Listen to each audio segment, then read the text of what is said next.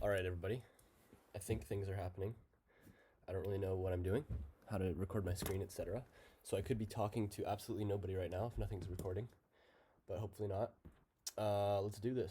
Basically, I was thinking we should start off with basically what is linear algebra.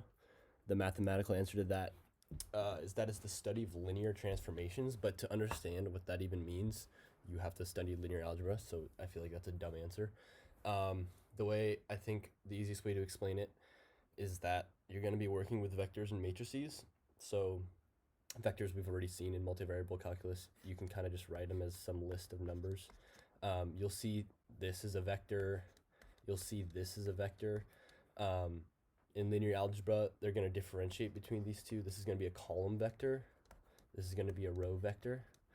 But I think a lot of people, when they think of vector, they might think of either a list of numbers or like an arrow in space.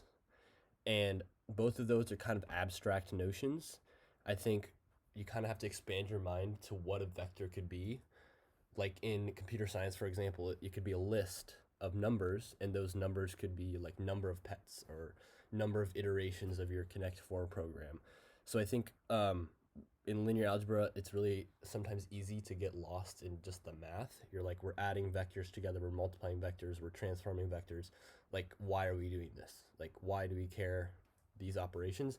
Well, in reality, I think you should think of vectors basically like you think of numbers. So, like, what's the meaning of the number 3? Well, it depends on the circumstance. Same thing with vectors. Like, what's the meaning of the vector 2, 3? Well, you can say it's an arrow that looks like, oh, angling 2, 3. You can say, oh, it's a list of numbers 2, 3. But it could really stand for an infinite number of things depending on what situation you're in.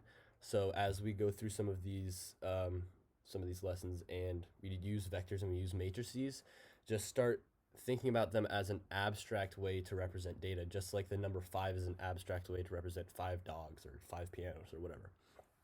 So as for what matrices are, I think the easiest way to think about it, and we're going to come at matrices from a lot of different angles, but again, it's a generalized idea.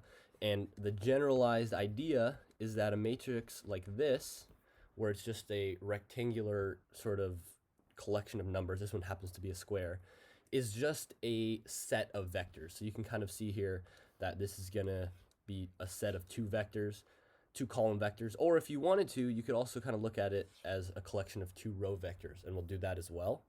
So in terms of what a matrix is, it's just a collection of vectors. I think that's the easiest way to think about it. And again, why do we care? Well, it's an abstract idea, and you'll see that we'll have a lot of different ways to apply this, but it's a collection of vectors. What is a vector? Well, it's a collection of numbers. What do those numbers mean? It depends. So I know all of that's very abstract, but that's kind of the best way to think about it.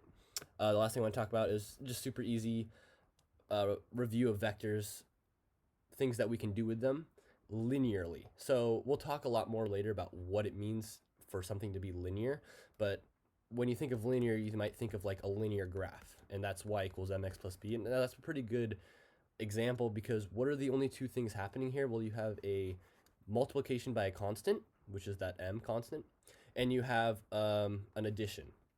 And so those are basically the only operations we're going to be working with in linear algebra. It makes it really simple. The things you can do with vectors, well, you can multiply them by a scalar. So some c times a vector v, we'll just call this a vector. So that's allowed.